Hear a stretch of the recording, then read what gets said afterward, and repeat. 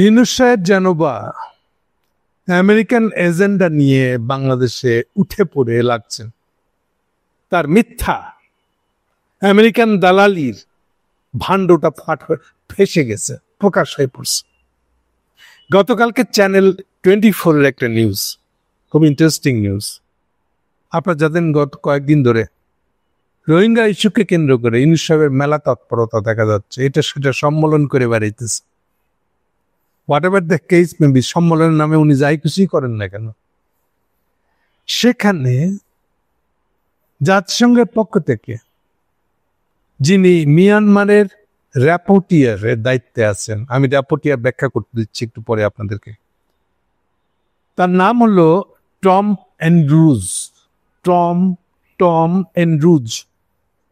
Andrews সাহেব কালকে ফাঁস করে দিয়েছেন।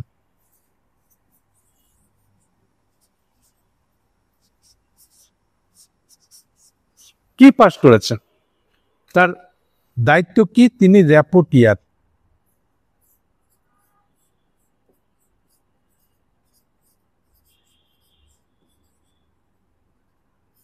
র্যাপোর্টিয়ারের অর্থ কি একটু পরিষ্কার করে বলে দিই। র্যাপোর্টিয়ার একদম বাংলা কথায় বললে ফ্যাক্টস ফাইন্ডার।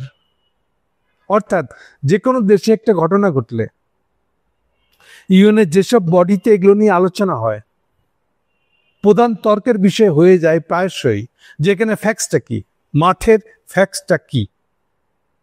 এক পক্ষ ন্যাচারালি বুঝতে পারছেন এত বড় জাতিসংঘ স্বার্থ সংশ্লিষ্ট রাষ্ট্র তো রয়েছে, ফলে তারা যার যার মতন করে ফ্যাক্টস প্রেজেন্ট করতে থাকে। এগুলো যাতে না হয়, এগুলোর বাইরে গিয়ে কোন ফ্যাক্টসের উপর দাঁড়িয়ে জাতিসংঘ আলোচনা করতে বাধ্য থাকবে, এইটা নির্ধারণের জন্য জাতিসংঘ সময় সময় কিছু ব্যক্তিকে র্যাপোর্টিয়ার হিসেবে নিয়োগ করে, যে ফ্যাক্টস সংগ্রহ দাতা মনে করা হয়। তার কাজ কি? প্রথম কথা হলো যে উনি ইউএনের কোনো এমপ্লয়ি হতে পারবেন না, অর্থাৎ উনি ইউএনের অধীনস্থ কোনো কর্মচারী নন। তিনি র্যাপোর্টিয়ার যে রিপোর্টটা করবেন ওটার উপর ভিত্তি, এটার ফ্যাক্টস, এটার উপর বেস করে এবার যতগুলো মিটিং টিটিং হবে, তর্ক বিতর্ক, আলোচনা, ভোটাভুটি সব ওই র্যাপোর্টিয়ারের বলা বক্তব্যের ভিত্তিতে হবে। ফলে বুঝতে পারছেন র্যাপোর্টিয়ার কত গুরুত্বপূর্ণ। এবং র্যাপোর্টিয়ার ইউএনের কোন সিদ্ধান্ত, কোন কুতুবে কি বলছে কিচ্ছু পরোয়া করার দরকার নাই। উনি একেবারে মাঠে গিয়ে ফ্যাক্টস যা দেখবেন তাই বলে দিবেন, কারো দিকে পরোয়া না করে। আর তার কাজে কেবলমাত্র লজিস্টিক্যাল হেল্প দেওয়াটা ইউএনের দায়িত্ব। অর্থাৎ প্লেনের টিকিট দেওয়া, হোটেলে থাকবেন, হোটেলের খাওয়া থাকা খরচগুলো বেয়ার করা, সেগুলো ম্যানেজ করে দেওয়া, এটাই কালের ইউএনের দায়িত্ব। কিন্তু উনি কি দেখবেন, কার সাথে কথা বলবেন, কিভাবে ফ্যাক্ট সংগ্রহ করবেন, এটা সম্পূর্ণ তার নিজের এখতিয়ার। তাকে একদম স্বাধীন করা দেওয়া হয়েছে, যাতে তার উপরে ইউএনের কোনো প্রভাব না থাকে, কোনো হুমকি, কোনো চাপ কিচ্ছু যেন না থাকে। এরকম বিভিন্ন বিষয়ে ইউএনের যারা যারা র্যাপোর্টিয়ার হন, ইউজুয়ালি সেরকম একটা লিস্ট আছে, এবং তারা যেন সুনামের সাথে কাজ করতে পারেন। কোনো কর্নার থেকে যেন তার বিরুদ্ধে কোনো ধরনের পক্ষপাতিত্বের অভিযোগ না আসে, সেই ধরনের লোক, গুরুত্বপূর্ণ লোক যার নাম আছে এরকম, তাকেই র্যাপোর্টিয়ার দায়িত্ব দেওয়া হয়। সো বার্মাতে যে র্যাপোর্টিয়ার আছে কি রোহিঙ্গা ইস্যুতে, তিনি হলেন টম অ্যান্ড্রুজ বলেছেন যে আমরা মানে ইউএন কখনোই পিছিয়ে নেই। এই যে আমাদের ইউনূস আর খলিল সাহেবের যে বুজরুকি মিথ্যা কথা, ইউএন কখনোই বাংলাদেশের কাছে করিডোর চায় না। আমি আবার বলতেছি, ইউএন কখনোই বাংলাদেশের কাছে করিডোর চায় নাই। এটা টম অ্যান্ড্রুজ নিশ্চিত করে বলেছেন। আপনারা সবাই চ্যানেল 24-এর যে ভিডিওটা, এটা কিন্তু ভিডিওতে বলা, এটা এমন না যে চ্যানেল 24 এটা রিপোর্ট করতেছে লিখে রিপোর্ট করছে, কিন্তু একই সাথে যে ভিডিওতে উনি এই কথাটা বলছেন, সেই ভিডিওটাই ডাইরেক্ট আপনাকে দেখিয়েছে, ক্লিপ দেখিয়েছে একটা। তাহলে এতদিন আমাদের খলিল সাহেব যে দাবি করলেন ইউএন এটা করিডোর চাইছে, এটা এই মিথ্যে কথা বললেন কেন? উনি ইউনূস সাহেব এটাকে সাপোর্ট করলেন কেন? আপনার অবিলম্বে এটার জন্য জবাব দিতে চাইবেন আপনি খলিল সাহেবের কাছে, এবং এই জবাবদিহিতা না দিতে পারলে তাকে অবিলম্বে উচ্ছেদ করে ফালাই দিবেন। আর যদি না দিতে পারেন তাহলে আপনার উপরে এই অভিযোগ আসবে, বাংলাদেশে আমেরিকান দালালি করবেন, আর আমরা দাঁড়া দাঁড়া দেখবো আপনাকে? আপনারা করিডোরের ব্যবসার নামে এখানে আমেরিকাকে ঢুকাই দিবেন, আর আমেরিকা চীন মানামানি করবে বাংলাদেশের ভূমিতে দাঁড়ায়, আর এগুলো আমরা দাঁড়া দাঁড়া দেখবো? এগুলা ছাড়ান দেন।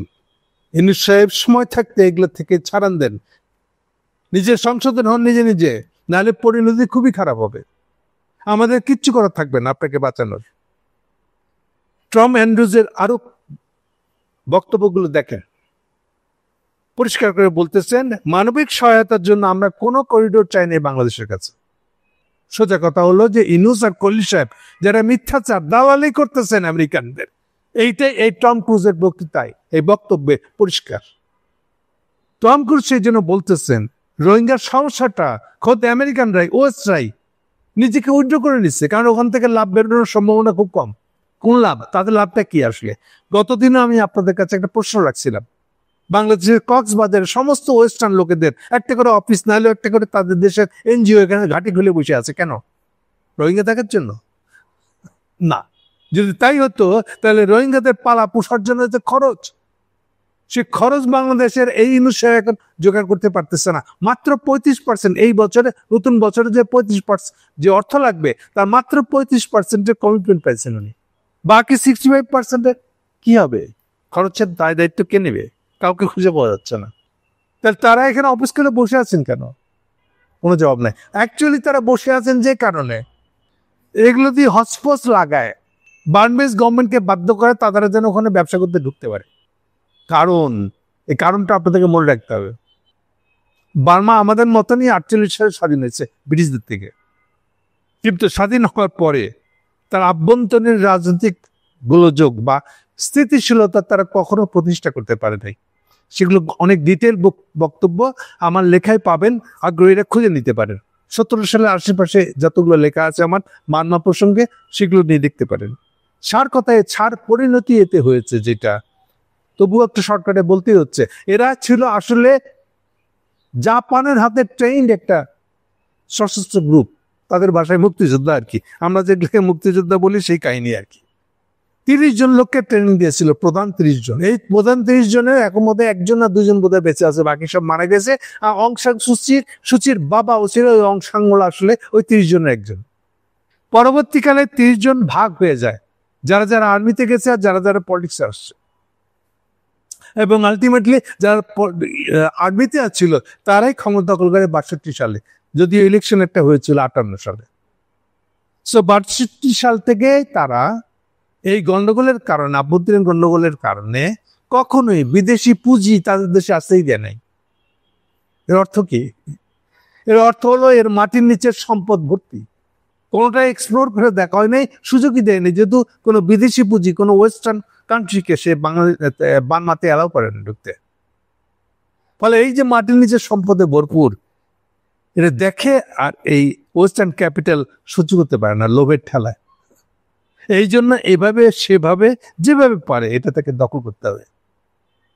এই জন্য যখনই একটা ইস্যু দেখে, এই রোহিঙ্গা ইস্যুতে রোহিঙ্গা খেদানোর পক্ষে তারা বার্মিজ গভর্নমেন্টকে সাপোর্ট করছিল 2017 সালে, যখন 10 লাখ রোহিঙ্গা পাঠিয়ে দিচ্ছিল এই আমেরিকা সহ সমস্ত পশ্চিমা রাষ্ট্র ইনক্লুডিং ইন্ডিয়া। ইন্ডিয়াতে সবার আগে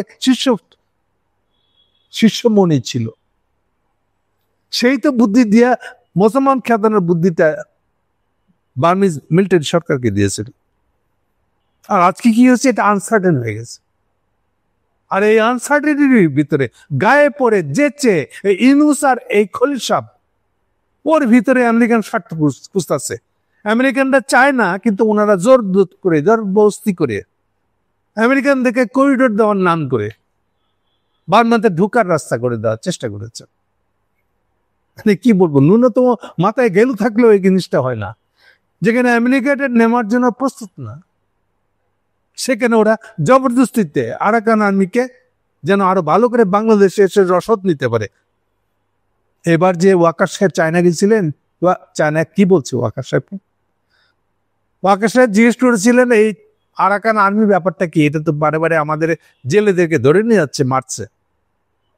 চাইনিজরা ওনাকে জবাব দিয়েছে যে আরাকান আর্মি নিয়ে কথা বলতে আসার আগে আপনার জানা উচিত, আপনারা বাংলাদেশ সীমান্তে 50 কিলোমিটার ভিতরে আরাকান আর্মির সাথে আমেরিকানদের কথা বলার ব্যবস্থা করে দিচ্ছে। What is this? আপনারা কি মনে করেন আপনারা এগুলা করতে থাকবেন আর আরাকান আর্মি এগুলো কিচ্ছু করবে না? আগে এগুলো ঠিক করেন নিজেদেরা যে আপনারা কি করতে চান। এর আগে আমাদের কাছে আরাকান আর্মি প্রশ্ন করেন না। আপনারা অধ্যত্ত দেখাচ্ছেন যে আপনারাই করিডোর দিয়া বাংলাদেশে ভিতর দিয়ে বার্মাতে আর ইন্ডিয়ান আমেরিকান আর্মি ঢুকাই দিবেন। হ্যাঁ, আর আমরা এখানে বসে বসে এগুলো দ্বারা দেখবো? আগে এগুলো ঠিক করেন, নিজেদেরকে ঠিক করেন, কোন দিকে যাবেন ঠিক করেন, পরে আমাদের কাছে এগুলো নিয়ে জবাব দিতে করতে আসেন। ফলে বুঝতেই পারতেছেন ইউনূস সাহেব বাংলাদেশকে কিভাবে ডেকে একটা যুদ্ধের ক্ষেত্র বানানোর জন্য নিয়ে যাচ্ছে। আর এই যে র্যাপোর্টিয়ারের বক্তব্যটা পরিষ্কার, খলিল আর ইউনূস সাহেব এই ষড়যন্ত্রের মধ্যে লিপ্ত। অবিলম্বে আপনাকে এগুলো জবাবদিহি করতে হবে ইউনূস সাহেব, কেউ বাদ যাবে না। বাংলাদেশের মানুষের স্বার্থের বিরুদ্ধে যারা যারা চেষ্টা করবে, যারা যারাই আমেরিকান দালাল হয়ে কিছু করার চেষ্টা করবে, তাকে মালাই দিব আমরা। এই কথাটা যেন আপনাদের মনে থাকে। ট্রাম্প এই অ্যান্ড্রুজ সেই জন্য বলতেছে যে রোহিঙ্গা ইস্যুটাকে তো আজকাল ইস্যুই মনে করা বন্ধ করে দিয়েছে ওয়েস্ট। আগে তো ওদেরকে এটাকে ইস্যু মনে করাতে বাধ্য করে। আদারওয়াইজ আপনাদের এসব আওয়াজ দিতেছেন আপনারা রোহিঙ্গাদের ফেরত পাঠিয়ে দেবেন, অমুক করবেন তমুক করবেন, এগুলো ফালতু। এগুলো কেন করতেছেন? এই প্রশ্ন তুলেছে টম অ্যান্ড্রুজ। টম অ্যান্ড্রুজ আরো স্পষ্ট করে বলছে করিডোরেরও আবার ইউএনের দেওয়া সংজ্ঞা আছে, ওই সংখ্যায় ফেলতে হবে। এটা আপনারা আপনাদের খুশি মতো একটা শব্দ দিয়ে ব্যবহার করে রোহিঙ্গাদেরকে আরাকান আর্মিকে করিডোর দিবেন আপনি। এইসব আলাপ আমাদের নামে চালাবেন না। টম অ্যান্ড্রুজ খুবই কড়াভাবে এই কথাটা বলছেন। আপনারা সবাই ওই ভিডিওটা সংগ্রহ করে দেখার চেষ্টা করেন। সো শেষ কথা এটাই বলবো, আমেরিকান দালালি করে ইউনূস সাহেব আপনি পার পাবেন না। বাংলাদেশের মানুষের কাছে আপনাকে জবাবদিহি করতে হবে। আর আপনাদের বোকা এমন গাধার গাধা আপনারা, যে আমেরিকা চায় না, এটা নিয়ে শিওর না সে নিতে চাই কিনা, আপনার জবরদস্তি তার পকেটে ঢুকাই দিবেন কারাকান করিডোর। কি মজা না? আপনি ইউনূস সাহেব অবিলম্বে খলিল সাহেবকে বিরুদ্ধে অ্যাকশন নেবেন, তাকে জবাব দিয়ে তারাও তা নিয়ে আসবেন। কেন সে মিথ্যা কথা বলেছে? বাংলাদেশের মানুষ এটা দেখতে চায় আপনি তার বিরুদ্ধে অ্যাকশন দিচ্ছেন। যদি অ্যাকশন দেরি করেন, আপনি না করেন যদি, তাহলে এই অ্যাকশনটা আপনার বিরুদ্ধে হবে। এই কথা মনে রাখবেন ইউনূস সরকার।